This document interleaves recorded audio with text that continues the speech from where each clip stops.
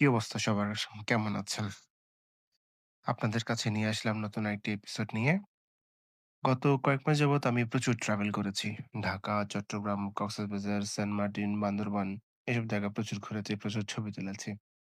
তো নতুন মোবাইল কেনার সুবাদে আমি খুব ভালো, ভালো ছবি তুলেছি। তো এখন হচ্ছে যে আ মোবাইলে কিছু ফিচার দেখতেছিলাম। আমার সেটটি হচ্ছে Redmi Note 14 Pro Plus Chinese রমের। তো চাইনিজ রমে অনেক সীমাবদ্ধতা আছে। সীমাবদ্ধতা থাকার পরেও বাজেট স্বল্পতার কারণে আমি এটা নিয়েছি। তো গ্যালারিতে এসে ঘাঁটতেছিলাম বিভিন্ন কিছু। ঘাঁটতে, ঘাঁটতে হঠাৎ করে দেখতে পেলাম ম্যাপ নামে একটা অপশনস।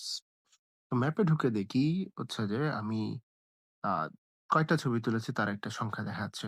তো জুম ইন করতে, করতে দেখলাম যে ঢাকায় কয়টা ছবি তুলেছি সেটা দেখাচ্ছে। চট্টগ্রামে কয়টা, কক্সবাজারে কয়টা। আরো জুম করতে গিয়ে দেখা যাচ্ছে আ সীতাকুণ্ডে গিয়েছিলাম কিছুদিন আগে। সেখানে ২৩ টা ছবি। বান্দরবানে দেখা যাচ্ছে ৬২ টি ছবি। যদিও বান্দরবানে আরো অনেক জায়গায় গিয়েছি, আরো গহীনে গিয়েছি। সেখানে নেটওয়ার্ক না থাকার কারণে সে সেগুলো ইনক্লুড করতে পারে নাই।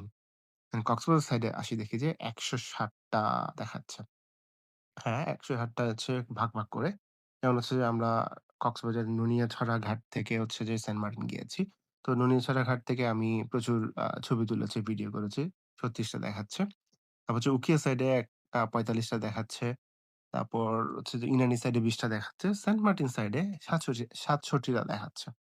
এবার চিন্তা করেন আ টেকনোলজির কি অবস্থা? কোথায় কিভাবে ছবি তুলতেছি, কয়টা ছবি তুলতেছি সবকিছু ওরা রেকর্ড করে রাখছে। যদিওবা এটা চাইনিজ ROM এর মোবাইল যার কারণে হচ্ছে যে Google সাপোর্ট করে না। ওরা বাইদুর যেটা ম্যাপ আছে সেটা দিয়েই করেছে আরকি। যার কারণে চাইনিজ লেখাগুলো দেখতে পাচ্ছেন। তো চিন্তা করতে পারেন এখন আমাদের লোকেশন দিয়ে পর্যন্ত ছবি সেভ হচ্ছে। কোথায়, কোথায় কি তুলেছি এবং হচ্ছে যে সেগুলো ট্র্যাক হচ্ছে। ধন্যবাদ এতক্ষণ আমার সাথে থাকার জন্য।